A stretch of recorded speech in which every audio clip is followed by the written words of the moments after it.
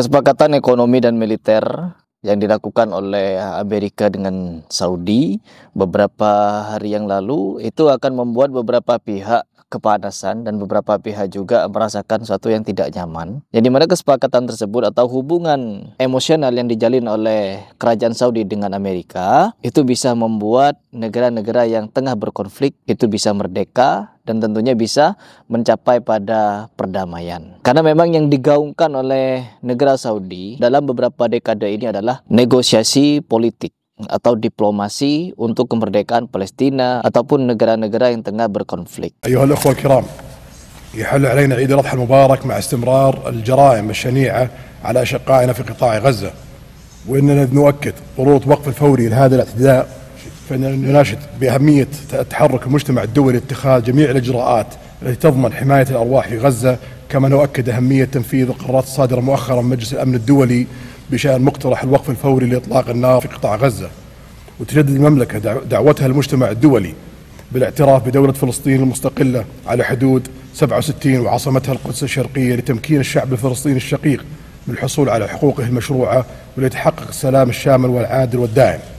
ونسأل الله العظيم في هذه الأيام المباركة أن يديم علينا وعلى الأمة الإسلامية الأمن والرخاء، وكل عام وأنتم بخير، والسلام عليكم ورحمة الله وبركاته. Salah satunya sekarang yang menjadi perhatian dunia adalah Suriah. Jadi mana Suriah sudah mencapai pada titik di mana mereka itu sudah bisa untuk membangun negaranya kembali dengan pencabutan sanksi yang dilakukan oleh Amerika Serikat. Ini akan menjadi pembahasan yang sangat menarik teman-teman, yang dimana kemarin di video saya sebelumnya saja sudah ada beberapa pihak yang tidak nyaman dengan fakta data yang saya paparkan, yang dimana mereka ini ketika di postingan-postingannya, di narasi-narasinya tidak mau membahas kebusukan Syiah, tidak mau membongkar tabiat Syiah yang sebenarnya, dan bahkan mereka ini menginginkan perang terus-menerus yang didalangi oleh Syiah. Syiah Rafidhah ini teman-teman tidak akan pernah tentram, tidak akan pernah merasa nyaman, akan selalu mendalangi konflik di Timur Tengah. Alasannya apa? Satu, orang-orang Syiah menganggap kerajaan Saudi atau kaum muslimin Sunni yang semakin kuat ini mereka akan jauh lebih berbahaya daripada Zionis. Ada pernyataannya.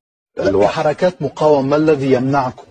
أنتم الآن موجودون، جميعا ذهبتم إلى سوريا وقتلتم الإرهاب، ما الذي يمنعكم من التوجه باتجاه فلسطين وتحريرها من القرار السياسي في المنظومة العربية السياسية سواء في سوريا والعراق ولبنان والبحرين ومملكة الرمال والكويت والدول العربية.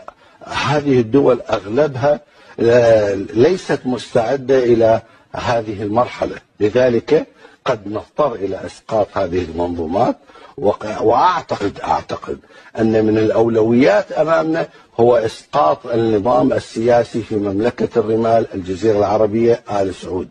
هؤلاء رأس المشاكل في المنطقة، هؤلاء هم أساس المصائب في المنطقة، هؤلاء أخطر من الصهيونية علينا. يجب علينا أن نسقط مملكة الرمال ونصلي في المدينة المنورة ومكة.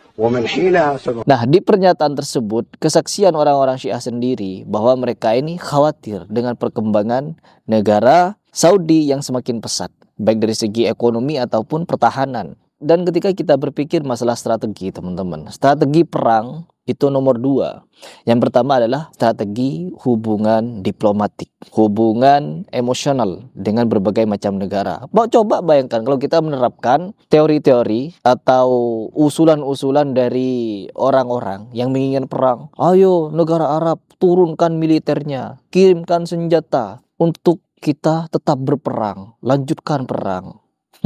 Kalau narasi seperti ini diwujudkan, maka yang ada apa? Bermusuhan terus. Arab Saudi akan bermusuhan dengan Amerika, bermusuhan dengan Inggris, bermusuhan dengan Jerman, bermusuhan dengan pokoknya bermusuhan terus. Akhirnya apa? Perang gak ada ujungnya. Tapi Arab Saudi tidak sebodoh itu, teman-teman. Tidak selugu itu. Mereka ini memiliki strategi, yaitu menggunakan hubungan emosional dengan negara-negara tetangga atau negara-negara yang jauh sekalipun. Untuk apa? Untuk menciptakan perdamaian tanpa konflik. Perhatikan sekarang, pada 14 Mei 2025, dalam kesepakatan Amerika Serikat dalam kunjungan ke Arab Saudi, Presiden Donald Trump mengatakan jika ia yakin hubungan antara kedua negara lebih kuat dari sebelumnya. Tuh teman-teman, perhatikan, kalau kita menganggap Amerika itu sekutunya Israel, sekutunya Yahudi.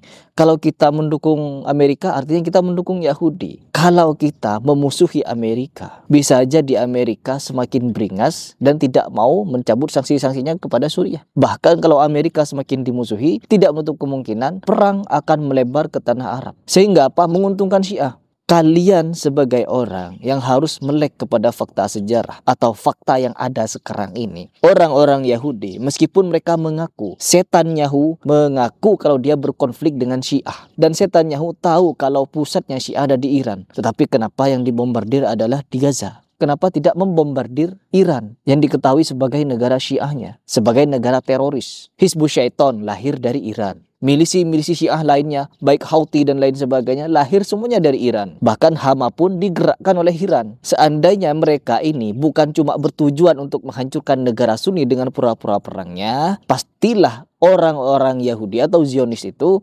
menyerang pusat. Ketika pusatnya diserang, ya otak semuanya ada di Iran. Irannya diserang, selesai urusan. Tapi kenapa Iran damai-damai saja? Perhatikan teman-teman, kalau kita berbicara masalah kemanusiaan, kalian tidak punya rasa kemanusiaan. 52.000 rakyat Gaza, rakyat sipil Gaza, saudara-saudara muslim kita, saudara-saudara Sunni kita, mati begitu saja dibombardir oleh Zionis. Alasannya apa? Mencari Hama. Karena apa? Hamalah yang berperang, bukan warga sipil. Ketika dibom sana, warga sipil mati. Bukan Hamanya, dibom sana, dibom sana. 52.000 lebih warga Gaza syahid. Atas perbuatan siapa? Syiah dan Yahudi. Jangan pernah berbicara masalah kemanusiaan. Karena Syiah Iran tidak punya rasa kemanusiaan kepada Sunni. Perhatikan ketika mereka ini menjajah. Penjajahan Syiah. Negara Suriah sudah merdeka puluhan tahun yang lalu. Tapi apa? Dijajah oleh Syiah dengan gerakan Bashar Assadnya. Ngaku-ngaku mereka berkuasa di tanah Sunni. Kita kalau berbicara masalah Syiah ini, Syiah berperang dengan Yahudi. No, teman-teman. Dia tidak berperang. Dia hanya berpura-pura perang untuk menghancurkan negara Sunni.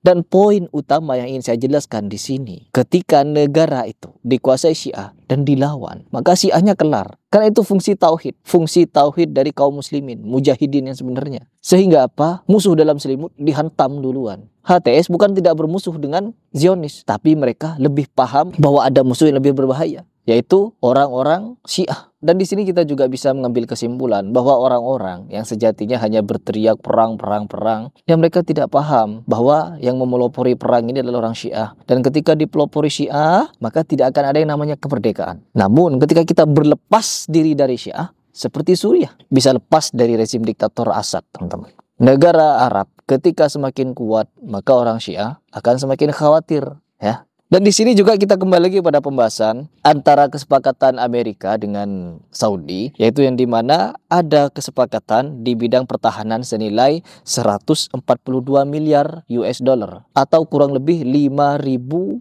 triliun rupiah, kurang lebih 5.000 triliun rupiah. Kesepakatan antara Amerika dengan Saudi, ya, dari segi pertahanan. Bukan berarti kita bersekutu dengan Amerika, akidah kita rusak. No, teman-teman. Nabi Muhammad SAW juga melakukan sulh dengan berbagai macam musuh. Sulh Hudaybiyah. Nabi Muhammad SAW berdamai. Bukan berarti Nabi Muhammad SAW ikut mereka. No. Berdamai itu untuk menciptakan ketentraman saja dan mendakwahi mereka dengan cara yang berbeda, teman-teman. Jadi banyak orang-orang bodoh yang selalu menginginkan perang di Indonesia ini. Apa alasannya? Kemanusiaan. Gak punya rasa kemanusiaan orang Syiah itu.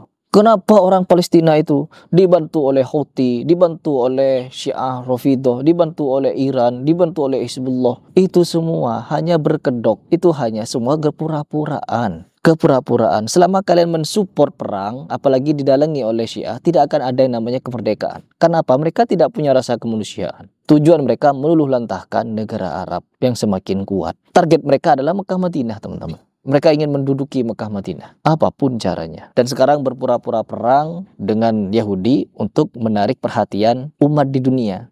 Umat dunia sudah tahu kebusukan kalian. Hanya di Indonesia ini yang ngeyel-ngeyel. Ketika dipaparkan fakta oleh Harry Pras, mereka tidak mau lagi untuk melek sejarah, teman-teman. Bahwa konflik-konflik yang terjadi di Timur Tengah, dalangnya adalah teroris. Siapa terorisnya? Ya lahir dari Syiah.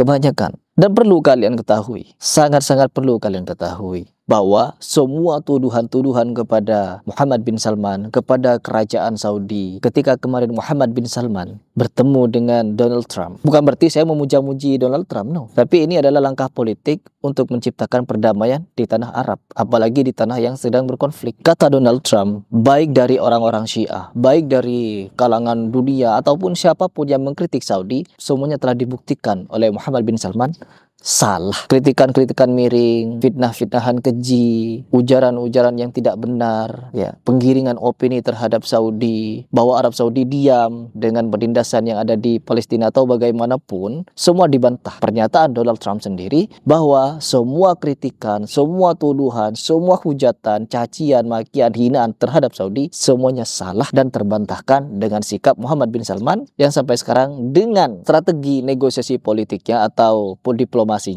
membuat negara Suriah akhirnya terlepas dari rezim Assad yang diktator atau rezim Assad yang terlaknat itu. Dan ini menjadi jalan, teman-teman. Semoga berikutnya yang menyusul adalah Palestina. Semoga yang berikutnya merdeka adalah Palestina. Dan kita terus support pergerakan dari Saudi untuk merdekakan Palestina dengan jalur diplomasi, pendekatan secara emosional, mengajak untuk berdamai. Mungkin itu saja dulu yang ingin saya paparkan di video ini ya, teman-teman. Di berikutnya kita akan paparkan beberapa fakta lagi dan pembahasan yang lebih tajam.